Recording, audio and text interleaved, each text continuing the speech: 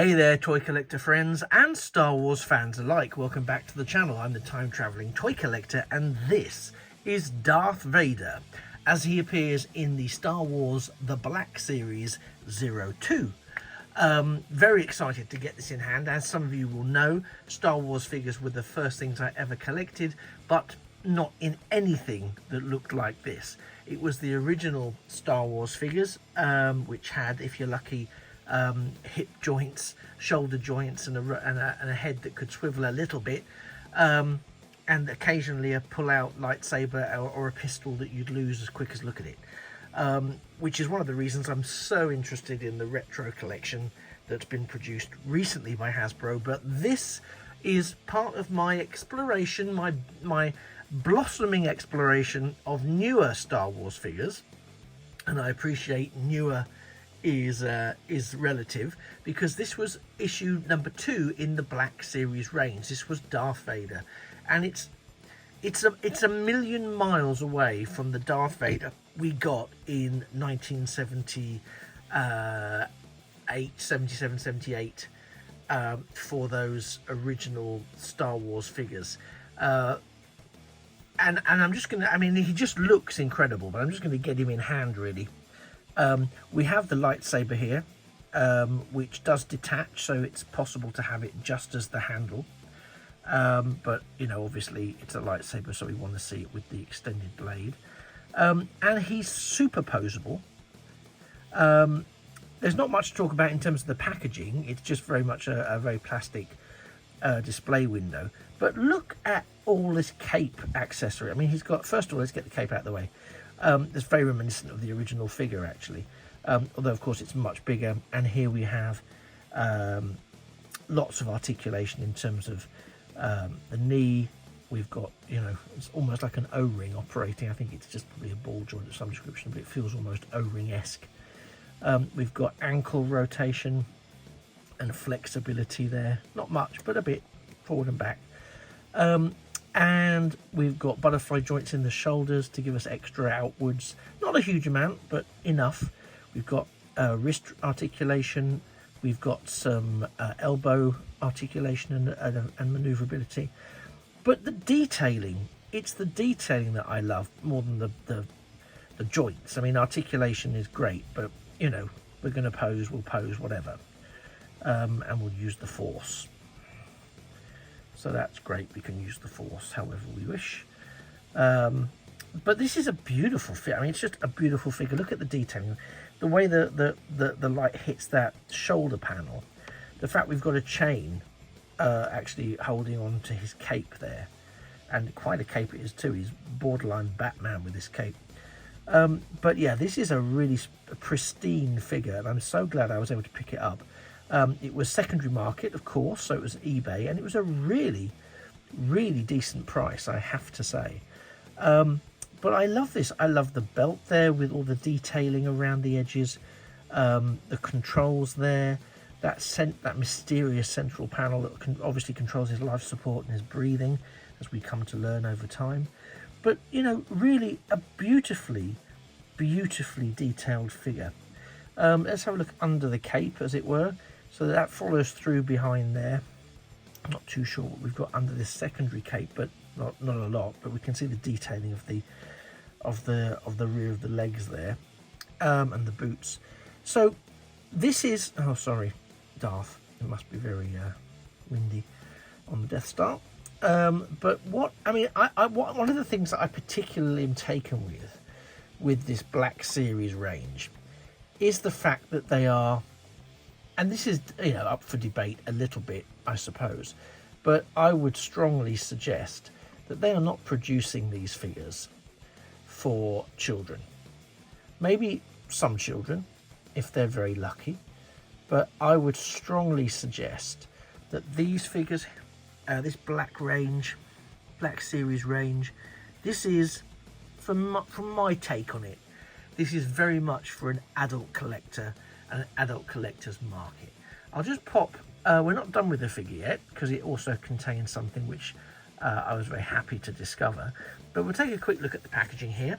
As I said, it's just, obviously we've got Vader in the corner. It's just the clear plastic window, Star Wars the Black Series, number 2, Darth Vader.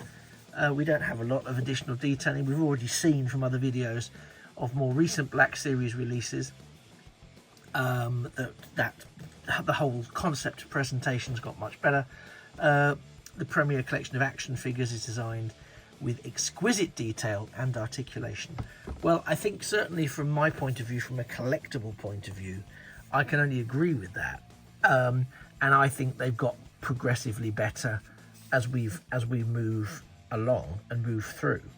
But one of the great things with this figure, that was a feature, it was something that came out in one of the, I think it was either the Power of the Force or it was something similar to that, was the fact that we also get this little feature.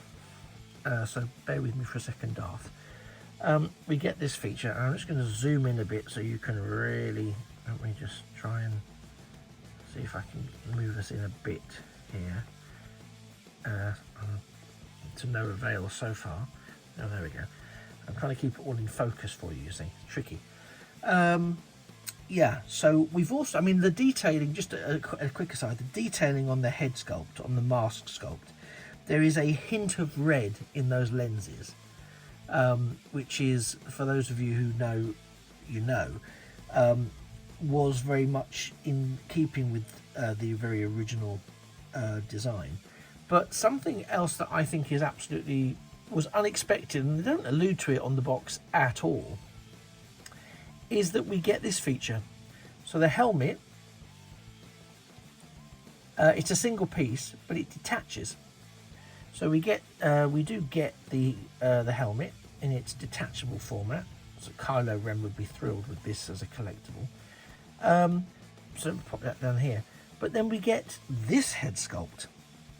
So here we have Anakin Skywalker with all that additional detail sculpted in around the head, the additional life support, voice support functions there, this facial scarring, the injuries to the top of the head all the way around. You can see the damage there. The sculpt work here, the quality of that attention to detail really is excellent. I mean, it really is. And it doesn't matter which angle you come at him from. It's impressive. And I love this. I love this a lot. It's a really well sculpted. I mean, you can see the detailing there on the face and the eyes. You know, it's a really great piece of work. And it's, as I say, it's not promoted on the box. I found out just by accident because I thought, well, that looks a bit loose on the old helmet. And it clips just back on. It rests on, to be fair. There's no sort of satisfying click as it goes into place. So once it's on, it's not overly well situated.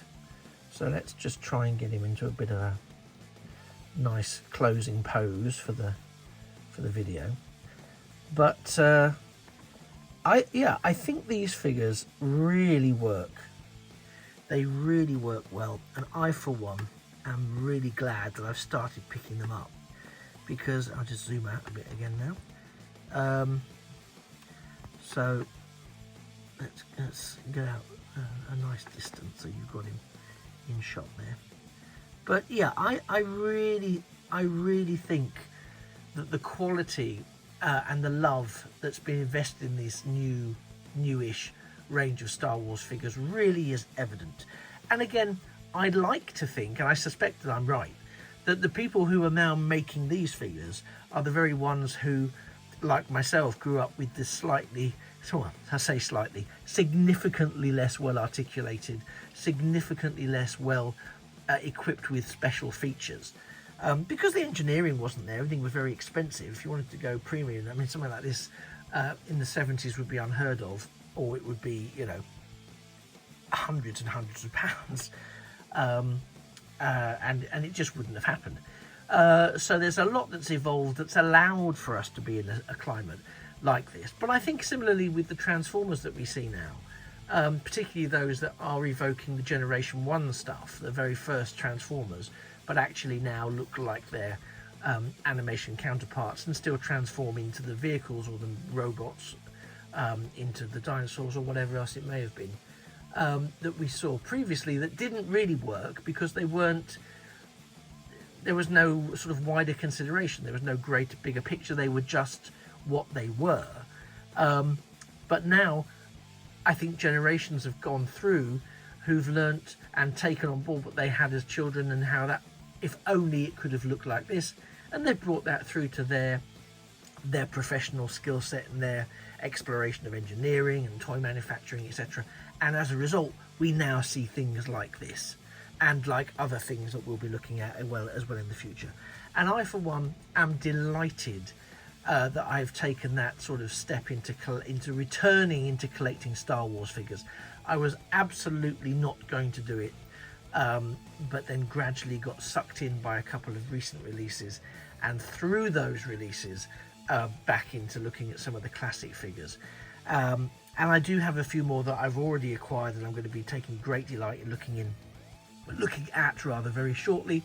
But something as having just acquired, you know, that sort of vintage collection, not vintage, sorry, the retro collection,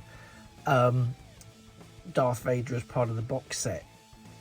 I just think it's the right time to then look at this one, which again recently acquired, and very reasonably priced. I was a bit worried that some of the secondary market, you know, we know what they're like for some of the classic Star Wars action figures, would have been quite excessive, but actually a lot of them are out there very reasonably priced, and so I, for one, am very grateful to have been able to pick this up the way that I have. So you may already have some Black Series figures. If you do, let me know what you think. Do you think that is there anything particularly impressive about some of the engineering that you've encountered, or any features on some of the figures that you didn't perhaps know about when you purchased the figures and then you were like, oh my god, I can't believe it does this? Do let me know in the comments below. Similarly, if you're thinking of dipping your toe in collecting Star Wars figures, or you used to collect them and you lost them and now you want to start again, and this is possibly helping you consider that life choice, either way, do please like the video. It's really helpful for me. And whilst you're doing that, if you could also just click on that subscribe button. It's a small click for you, but a massive leap forwards for the channel every time somebody does that. It's really helpful, and I'm so appreciative of it. And it helps me carry on doing this, and also it helps me maintain my own interest in my collection, because the more I go back and revisit things, the more I learn new things, find out new things, and I'm inspired to, you know, look at things from a different angle, a new angle, and possibly pick up some accompanying companion pieces as well. So there will be some more Star Wars Black Series coming shortly, so if you don't want to miss any of that, as I say, do subscribe to the channel. You've been a fantastic audience for the last quarter of an hour, whatever it's been.